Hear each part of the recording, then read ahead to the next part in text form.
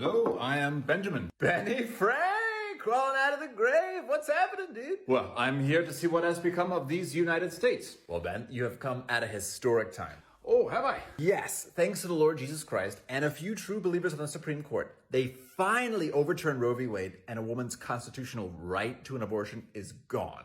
Are you serious? Yeah, dude, in like 20 states or something, no more innocent babies are going to be murdered. The apostles, I mean the founding fathers, would be so proud. Proud? Proud of a court trampling on a person's freedom to pursue a remedy to something that is natural and common, if unfortunate? I thought you'd be happy about this. Have you not read the manual I published in 1748 containing practical knowledge for the common man, including natural remedies to conduct an at-home abortion? What? Yes, it was indeed a very popular and widely circulated book. But the Constitution says we are endowed by our Creator with certain unalienable rights, that among these are life, so pro-life, liberty, and the pursuit of happiness. That's the Declaration of Independence, not the Constitution. Same thing. No, they're not the same at all. This TikToker by the name of Jacob Arthur does a really good job of pointing out how right-wing Americans really don't understand basically anything that they believe to be fundamental to their ideology. Like, for example, the Constitution. Very often, they like to push specific ideas about the Constitution, especially the Second Amendment, without reading critical lines, like, well-regulated militia. And then they like to make these really bold claims. And making these bold claims based off of their misunderstanding is not something that is just within the realm of your average, everyday Republican voter. It's actually something that some of the highest elected officials and unelected officials within the Republican Party support. Just look at the Supreme Court justices that very often push this idea of a traditionalist or an originalist constitutional perspective, something that was literally disavowed at the time. It was very much the mind of the founding fathers that the Constitution should be constantly changing and should always represent the will of the people, whoever the people are at that point in time who are alive. Now, here's where we had to put like a big asterisk though. The founding fathers were like incredibly racist, and they were all pretty miserable people. Just from like a purely moral standpoint, there's not really a founding father that is morally defensible today, except for maybe, I guess, Thomas Paine. But even that's up for a debate. But all of that is to say, the ideas that they claimed to support that were written into the Constitution aren't even followed by the right-wingers today and aren't even understood by the right-wingers that are around today. I mean, most of the Bill of Rights are explicit and direct limitations on police. I mean, quite literally, half the Bill of Rights is saying that police can't do particular things and putting specific constraints on their power. So, I'm pretty sure right-wingers would have a pretty upset time with that. But then there's another aspect to this that's really important, and it actually answers a question that I think a lot of people don't really bother to ask, which is, why are Catholics in the United States so often adversarial to this particular pope? And why do Catholics in the United States differ from Catholics all over the world? One of the big important reasons for this is simply because of the fact that Christianity in America, that is to say Christianity in the United States, didn't really gain popularity until a bit later in time, somewhere around like the 1950s and 60s. And it came into popularity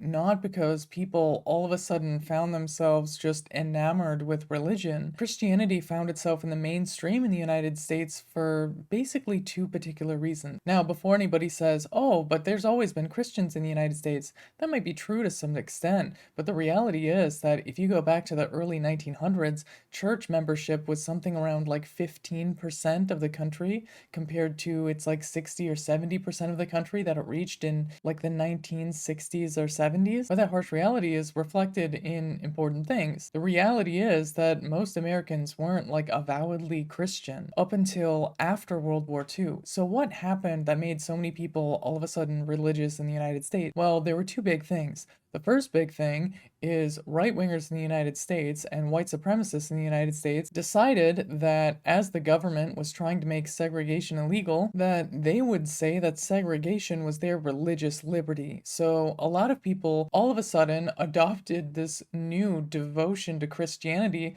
purely because they thought it would be a very convenient argument to defend themselves in the courts to say that segregation was somehow their religious right, that banning segregation was a a violation of their religious freedom. And that religious freedom argument really won over the right-wingers of then and still have won over the right-wingers of today. They tend to think that they have a religious right to discriminate against whoever they please. So that's one of the main reasons. But the other reason is the fact that business interests were looking for a new way to combat socialism and a new way to market a lot of products. So you will find things like televangelism, you will find things like prosperity gospel, all of a sudden starting to kick up in the United States alongside this picture of the United States and this picture of the nuclear family and the American dream and all of these things. These were cultural inventions that were wrapped up in a Christian bow. This is quite literally something that was sort of designed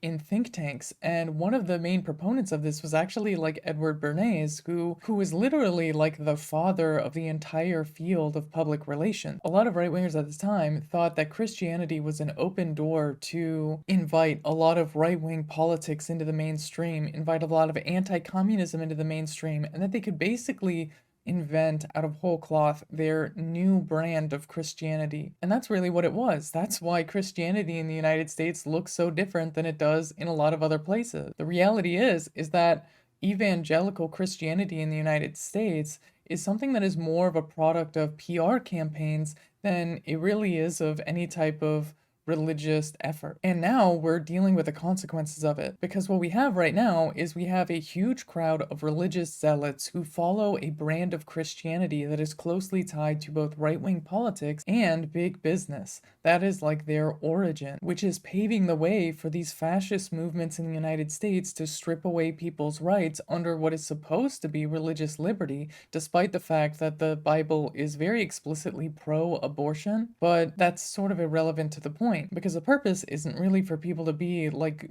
devout religious followers. The purpose is for people to do whatever it takes to maintain a very brutal, oppressive system of capitalism and to justify American imperialism around the world. And that means maintaining all of the various systems of marginalization and patriarchy that already exist within our society. This is Ben Carollo with Rebel Headquarters.